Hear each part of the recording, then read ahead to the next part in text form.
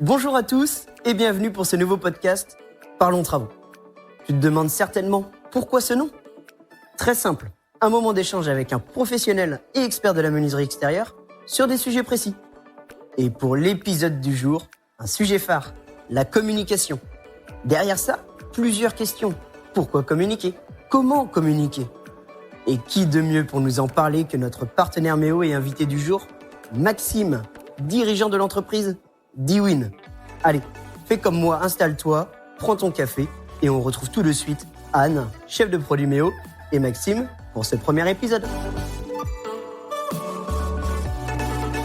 Bonjour Maxime et bienvenue. Ravi de t'avoir parmi nous pour ce premier épisode. Bonjour Anne, merci également, ravi de vous retrouver depuis l'édition 2023 du Salon Artibat de Rennes. Pour commencer, on va faire assez simple. Est-ce que tu peux nous parler un peu de toi, de ton parcours, te présenter, comment tu en es venu à la menuiserie extérieure par exemple ? Bien sûr, alors j'ai un parcours qui commence par une école de commerce. J'ai ensuite travaillé plusieurs années dans l'immobilier d'entreprise. Puis ouvert une première société dans le négoce et distribution de matériaux de construction. Et qui m'ont emmené à la menuiserie extérieure. Et ensuite l'association avec un ami promoteur. Tu démarres dans la menuiserie extérieure, tu t'associes avec ton ami promoteur. C'est là que tu crées Diwin ? Bien sûr, alors l'entreprise Diwin existe depuis 2011. Elle répond sur l'eau menuiserie extérieure, principalement en Ile-de-France, sur du chantier neuf. Et nous commençons depuis peu également de répondre sur des chantiers de rénovation pour le moment tertiaire et nous viendrons au logement ensuite. Les équipes vont donc poser les menuiseries sur les chantiers neufs, maintenant les chantiers de rénovation. Comment elles sont organisées ces équipes ? Est-ce que tu peux nous raconter un petit peu, nous expliquer comment s'organise une entreprise de pose de menuiserie extérieure ? Diwin aujourd'hui est représenté par 24 personnes avec un pôle commercial, un BE chiffrage, un BE dessin, des conducteurs travaux et des aides conducteurs travaux, des techniciens SAV et également le staff administratif et encadrement. Tu nous as dit que tu répondais sur des projets neufs et des projets de rénovation depuis peu. Sur ces marchés, peux-tu nous dire qui sont tes clients ? Nos principaux clients sont les promoteurs et les entreprises générales. Toujours en Ile-de-France, comme je l'indiquais, ponctuellement en région, mais uniquement en fourniture seule. On va traiter les plans, les études, mais on ne va pas réaliser la pose. Tu as parlé de promoteurs, d'entreprises générales. Comment tu as fait pour accroître ta visibilité auprès de ces entreprises ? Alors, dans un premier temps, avec le relationnel qui m'est venu de l'immobilier d'entreprise, également quelques amis qui travaillent dans des entreprises générales. Le réseau de mon associé de l'époque, qui connaissait des entreprises générales, des architectes avec qui il avait eu l'occasion de travailler. Mes clients existants à ce moment-là dans la distribution de matériaux. Et une fois quelques beaux chantiers réalisés, bien entendu, la prescription de nos fournisseurs qui nous emmenaient également des clients. On a parlé de ton réseau. On a vu également que tu avais un site internet. Est-ce que tu peux nous en parler ? Pourquoi cet outil ? Que t'apporte-t-il aujourd'hui ? Disons que c'est la nécessité de communiquer pour nous faire dans un premier temps connaître et bien sûr reconnaître. Nous n'avons pas de vente de chantier sur nos sites, mais la visibilité est nécessaire puisque plus les clients nous voient, plus ils sont rassurés. Certains clients nous disent avoir de plus en plus souvent nos véhicules sur la région parisienne et ça les rassure de voir que l'entreprise est bien active et s'active autour de leur chantier. Si je reprends ce qu'on s'est dit, réseau, site internet, marquage sur les véhicules, ce sont pour toi des outils de prescription ou de développement commercial ? Je pense les deux. Tout d'abord, nos outils de communication sont des outils de vitrine. Par exemple, sur notre site internet, nous ne travaillons pas du tout le référencement. Néanmoins, ça n'empêche pas d'avoir plus d'une centaine de visites mensuelles et un nombre assez important de personnes qui nous appellent en indiquant nous avoir trouvé sur internet alors que vraiment aucun travail de référencement n'est fait et que d'autres entreprises payent des milliers d'euros pour le faire. Finalement, c'est à double enjeu, de la prescription et du développement commercial. Est-ce que tu as d'autres outils ? Les réseaux, LinkedIn par exemple ? Oui, alors mon parcours d'école de commerce m'a donné quelques bases du marketing et de la communication.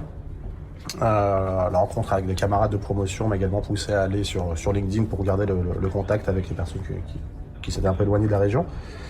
Et petit à petit, on vient ajouter des contacts du BTP, de l'immobilier, des promoteurs, des entreprises générales, dont nos contacts sur LinkedIn par exemple, et à les inviter à suivre nos pages. Je note que LinkedIn est déjà un outil pour toi. Est-ce que tu en as d'autres dont on n'aurait pas parlé? Oui, tout à fait. Alors, le print lequel nous avons renouvelé récemment notre plaquette. Nous avons également des stylos au logo d'Ewin que nous avons tendance à oublier chez nos clients lors des rendez-vous. Nos véhicules estampillés d'Ewin. Également l'installation d'une ruche sur le toit de nos bureaux qui nous permet de récolter une centaine de pots de miel par an et de les offrir à nos clients avec une jolie histoire à raconter.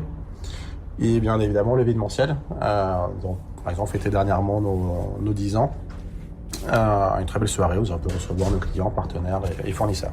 Tu as donc mis en place plusieurs points de contact pour ta communication.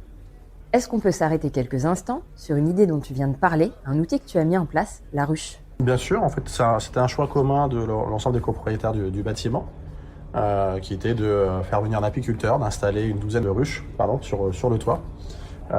Et cet apiculteur l'entretient, s'occupe des abeilles et tous les ans, au mois de septembre, nous remet à chacun une centaine de pots de miel avec nos logos. Merci à toi pour ce petit partage. C'est vrai que l'idée est plutôt sympa, dans l'air du temps. Qu'en pensent tes clients?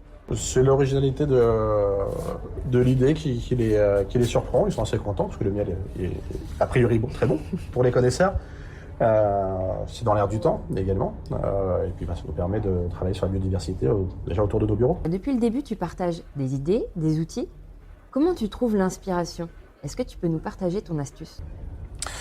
En discutant avec des amis issus du milieu de la communication, de la publicité, également en observant ce qui se fait dans d'autres milieux que celui du bâtiment, et puis en m'abordant également sur les salons pro pour chercher quelques idées. Quand on met toutes ces démarches en place, on aime bien en mesurer les retours. Est-ce que tu arrives à mesurer l'impact et le retour sur investissement? Alors c'est un peu compliqué à chiffrer parce que nous ne sommes pas sur des outils ou des sites marchands avec des stats de vente. Ce que je veux dire, c'est que nous recevons beaucoup plus de consultations que ce que nous savons traiter dans un délai raisonnable. C'est une organisation, c'est du temps. Tu es dirigeant d'entreprise. Comment tu arrives à le trouver? J'essaie plutôt de bloquer du temps le soir, 1 ou 2 jours par mois pour travailler sur la com, pour animer les réseaux, mettre les communications. Et quant à la réflexion pour ces idées, il y a toujours des moments privilégiés comme lorsque je conduis ou lors d'une séance de sport. La communication mise en place va mettre la lumière sur d'Ewin. Est-ce que dans un contexte de marché plus tendu, ça va également te permettre de tirer ton épingle du jeu? Alors, la lumière, évidemment. Maintenant, la communication, c'est quelque chose qui travaille sur le long terme. On sait que les tendances actuelles du marché nous font craindre 2 années un petit peu compliquées à venir et que les réseaux seuls ou la communication seule ne seront pas suffisants pour continuer le développement de l'entreprise. Donc en ce moment, nous allons un petit peu plus au devant de nos clients en sollicitant des rendez-vous ou des déjeuners pour avoir un peu leur vision du marché actuel et du marché à venir et bien entendu pour aller chercher de nouvelles affaires. Pour terminer, et avant de te laisser repartir sur le salon, pour aller chercher ces nouvelles affaires et continuer le développement de la société, est-ce que tu as d'autres projets à venir? Bien sûr, dernièrement, nous avons entamé une démarche RSE en par exemple réisolant l'ensemble de nos bureaux, en décidant un plan de remplacement de nos véhicules, aujourd'hui diesel, par des véhicules plus écologiques. La démarche RSE est notamment importante pour les réponses aux appels d'offres publics en rénovation. Maxime, un grand merci. Merci car c'était une première et ce n'est pas facile. Merci pour le temps accordé, pour ce moment de partage et je te dis à très vite. Merci Anne, à bientôt. Quel épisode! Merci beaucoup à tous les deux pour ce beau témoignage, riche en conseils. Je pense que nous sommes tous d'accord pour dire que l'entreprise d'Ewin a une communication multicanale et que la communication représente une fenêtre d'opportunité pour le bâtiment. Sans jeu de mots, bien sûr. Moi, de mon côté, j'ai déjà hâte de vous retrouver autour d'un prochain café. Bonne journée à tous et à très vite!